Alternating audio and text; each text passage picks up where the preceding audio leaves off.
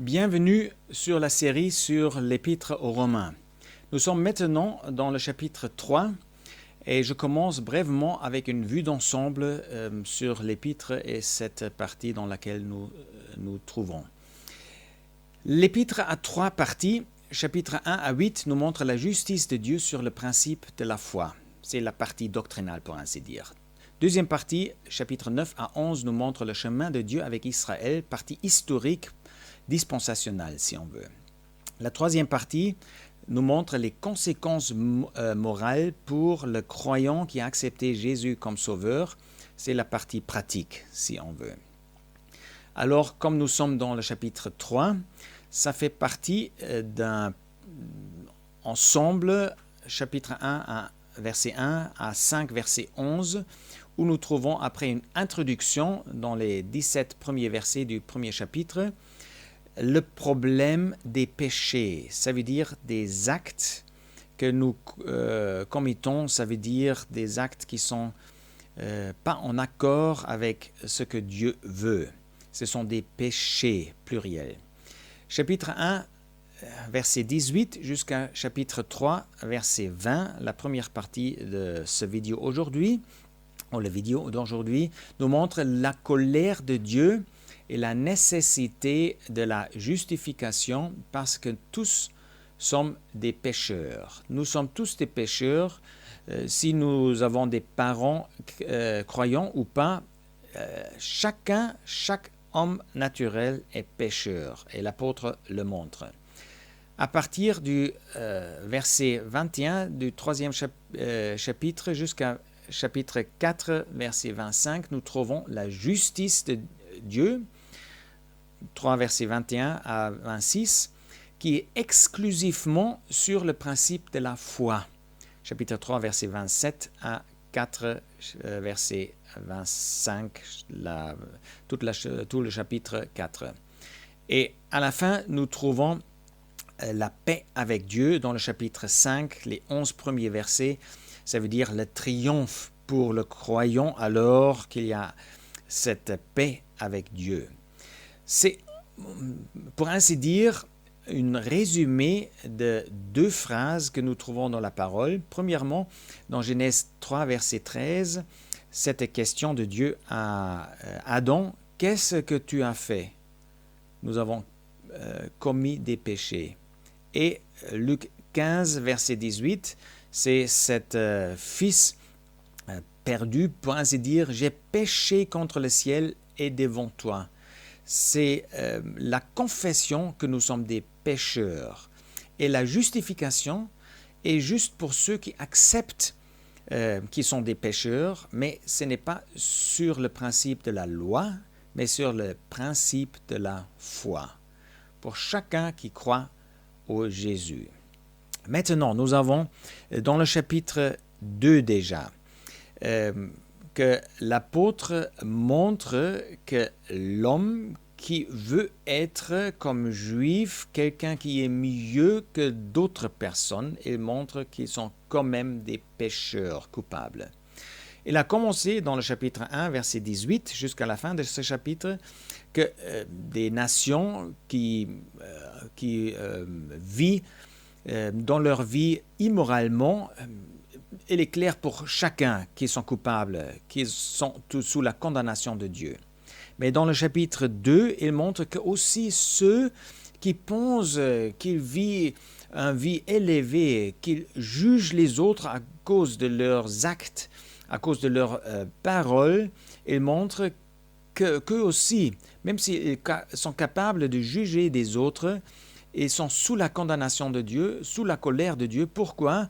Parce qu'ils ne sont pas capables de vivre différemment. Ils sont aussi des pécheurs.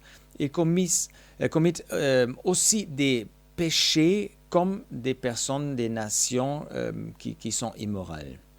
Et troisièmement, dans les versets 17 jusqu'à la fin de ce chapitre 2, il a montré aussi que les Juifs qui sont circoncis et qui pensent par cette circoncision, nous sommes mieux que des autres personnes que des nations, même des philosophes et des moralistes, l'apôtre montre que la circoncision en elle-même est seulement un acte extérieur. Et si on n'est pas intérieurement en accord avec Dieu, ça ne suffit pas, ça n'a aucune valeur devant Dieu. Et à cause de cela, les Juifs ont posé la question, est-ce qu'il y a alors encore un avantage pour des Juifs? Et la réponse de l'apôtre, c'est oui et non. Dans le verset 1 et 2, il commence, quel est donc l'avantage du Juif ou quel est le profit de la circoncision? Et la réponse, grand de toute manière, et d'abord en ce que les oracles de Dieu leur ont été confiés. Alors, positionnellement, extérieurement, ils ont vraiment un grand avantage parce qu'ils ont eu ces oracles, ça veut dire la loi, la parole de Dieu. Les nations n'ont rien du tout. Mais les Juifs ont positionnellement beaucoup, comme il est dit aussi dans le chapitre 9, versets 4 et 5, qui sont Israélites, auxquels sont l'adoption et la gloire et les alliances et le don et de la loi et le service divin et les promesses, auxquels sont les pères et desquels selon la chair est issu le Christ, qui est sur toute chose Dieu béni éternellement. Amen. Ça veut dire, positionnellement, il y a un avantage. Mais dans le verset 9, quoi donc sommes-nous plus excellents? Nullement, car nous avons ce devant, accusés et juifs et grecs d'être tous sous le péché, comme il était écrit déjà dans l'Ancien Testament. Ça veut dire, les juifs, moralement, ne sont pas du tout plus excellents que le païen, parce qu'ils sont des pécheurs eux-mêmes aussi. Ils ont commis adultère, par exemple. Ils étaient ceux qui ont adoré des fausses dieux, des idoles. Alors, ils n'étaient moralement pas du tout mieux. L'apôtre prend alors cette question, est-ce qu'il n'y a plus d'avantage pour les Juifs comme une objection des ennemis de la foi de Dieu, en fait, pour nous montrer par 4 objections ensemble que Dieu reste juste quand il condamne chaque Juif qui pense par sa position, par être parmi le peuple d'Israël, des Juifs, d'être capable de répondre aux exigences de Dieu. Alors, premièrement, nous avons vu, est-ce qu'il y a un avantage? Oui, mais l'avantage n'aide pas à celui qui ne vit pas d'après ces oracles, cette parole de Dieu. Deuxièmement, dans le verset 3 et 4, les ennemis ont posé la question, alors si nous sommes infidèles, est-ce que l'infidélité des Juifs abolit la fidélité de Dieu? Ça ne peut pas être juste que Dieu nous condamne, parce que c'est aussi, pour ainsi dire, une abolition de la fidélité de Dieu. Et l'apôtre répond, certainement pas. Dieu est vrai, reste vrai. L'homme, comme David, et c'est mentionné, c'est cité dans ce psaume où David a confessé que l'homme est menteur et pas Dieu. Non, Dieu est vrai et l'homme est menteur. Alors, l'infidélité des Juifs, ce n'est pas pour abolir la fidélité de Dieu. Au contraire, Dieu reste fidèle et c'est sa fidélité de condamner le coupable et de recevoir celui qui vit d'après les exigences de Dieu. Mais c'est personne qui est capable de cela. Troisième objection. Si l'injustice de l'homme constate la justice de Dieu, si par l'injustice des Juifs, la justice de Dieu est montrée, pourquoi alors la colère N'est-ce pas, c'est injustice, dit cet ennemi, ce juif, que Dieu par sa colère condamne le juif. Et l'apôtre répond qu'ainsi n'advienne. Non, pas du tout. La justice de Dieu peut jamais accepter le péché à l'injustice même de son peuple de juifs pour dire ce n'est pas grave, je peux je peux avoir quand même communion avec toi. Non, la justice de Dieu a une nécessité pour la réponse que quelqu'un doit être juste pour être accepté par Dieu.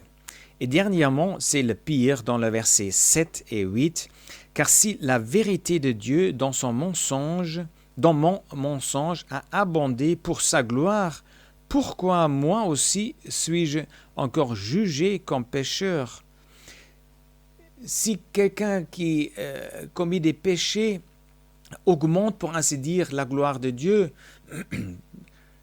pourquoi alors cette colère? Si la vérité de Dieu dans mon mensonge a abondé pour sa gloire, pourquoi alors le jugement des pécheurs?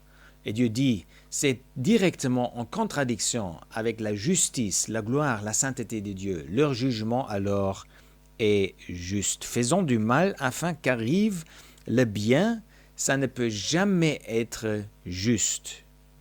Pas du tout. Alors, comme nous avons vu déjà le verset 9, que moralement les Juifs n'ont pas d'avantage, nous voyons maintenant à partir du verset 10 le résumé, pour ainsi dire, de ce que l'apôtre a dit avant. Il montre que même pas parmi ceux qui étaient les plus élevés, le peuple élu terrestre de Dieu, le peuple qui ont eu des privilèges extérieurement extrêmes, que si même eux n'étaient capables de répondre aux exigences, aux demandes de Dieu, personne est capable de vraiment vivre pour la gloire de Dieu. Pour cela, il montre il n'y a point de juste. Il n'y a personne qui ait de l'intelligence. Il n'y a personne qui cherche Dieu. Il n'y a aucun qui exerce la bonté. Ça, il dit dans le verset 10 à 12. Il montre qu'il n'y a vraiment personne qui veut être pour la gloire de Dieu. Chacun cherche sa propre intérêt. Et pour cela, tous sont sous le péché. Tous sont détournés de Dieu. Tous ensemble sont inutiles pour Dieu. Et l'apôtre montre maintenant dans 6 citations, ensemble avec le verset 4, avec 7 citations, vraiment, que chacun est coupable devant Dieu, que chacun est justement sous la condamnation, le jugement de Dieu. Et il utilise pour cela plusieurs parties du corps. Verset 13. Et il cite les écrits des Juifs, en fait, pour leur montrer c'était déjà de vos prophètes qui ont dit cela. Verset 13. C'est un sépulcre ouvert que leur gosier. Première partie, gosier. Ils ont frauduleusement usé de leur langue. Deuxièmement. Il y a du venin d'aspic sous leurs lèvres. Troisièmement. Quatrièmement, la partie, c'est leur bouche. Et leur bouche est pleine de malédiction et d'amertume. Cinquièmement, leurs pieds sont rapides pour verser le sang. Leurs pieds. C'est pour ça que la destruction et la misère sont dans leur voie et n'ont point connu la voie de la paix. Et sixièmement, il n'y a point de crainte de Dieu devant leurs yeux.